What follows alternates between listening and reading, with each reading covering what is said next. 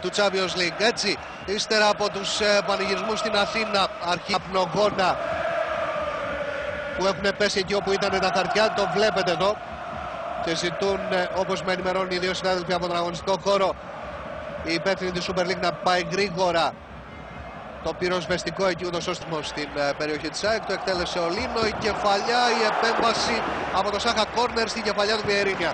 Την γνωστή κοπίνα του Παλμόβιτς δεν καταφέρνει αρχικά να το εκμεταλλευτεί. Είναι ο Βιτόλο για να πάρει την μπάλα. Το 1-2 με τον Μουσλίμοβιτς, αλλά καταλήγει στα χέρια του Σάχα. Και το βλέπουμε ξανά πως απλώνει το πόδι του ο Γεωργιάς και βρίσκει το πόδι του Βιερίνια, όχι την μπάλα. Παρακαλώ, αν έχουμε ακόμη πιο διαφωτιστικό πλάνο εδώ. Σέντρα από τον Λεωνάρντο, η μπάλα πέρασε για το Σκόκο. Από το μαρκάρισμα εκεί και πέναλτι. Ο Κουκλάκης σε αυτό το μαρκάρισμα να εκτελέσει και βλέπουμε ξανά το μαρκάρισμα. Είναι πολύ εκνευρισμένος ο Σάντος, ο οποίος αποχωρεί από το γήπεδο. Είναι έξαλλος με την απόφαση του Κουκουλάκη. Τον βλέπετε, ο Σάντος φοβερά εκνευρισμένος. Το πέναλτι στο 49, η επέμβαση από τον Κρέσιτς κόρνερ. Ο Κρέσιτς, το καταλάβω. Δείτε ξανά το χαμένο πέναλτι του Σκόκο, την εντυπωσιακή επέμβαση του Κρέσιτς και τον Γεωργία, ποιος πηγαίνει στο Ιμοβιτς για τον Νίμιτς. Ο Σέρβος ελίσσεται και δίνει για τον Φωτάκη, ο Μουσλίμοβιτς το 52. Το σούτ από τον Βόσνιο στην κίνηση, ύστερα από τη σέντρα. Εξαιρετικός ο τρόπος με τον οποίο σκοράρει και δίνει το προβάδισμα στην ομάδα του. Και εξέφρενοι πανηγυρισμοί.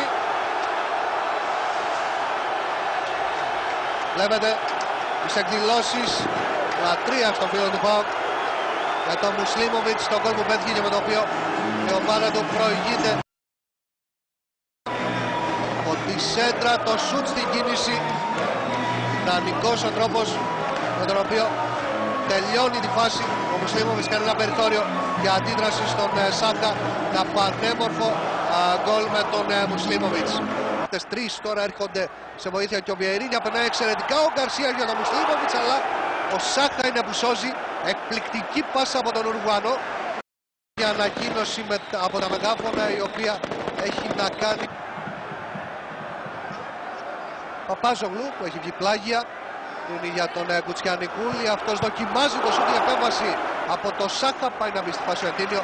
Με δεύτερη προσπάθεια μπλοκάρει εύκολα την μπάλα μακριά. Νέο γέμισμα από τον Σάχα για τον Τζεμπούρ που είναι ακάλυπτος, δυνατό το σούτ, αλλά μπλοκάρει ο Κρέσιτς σε μια σπουδαία εμφάνιση απόψε.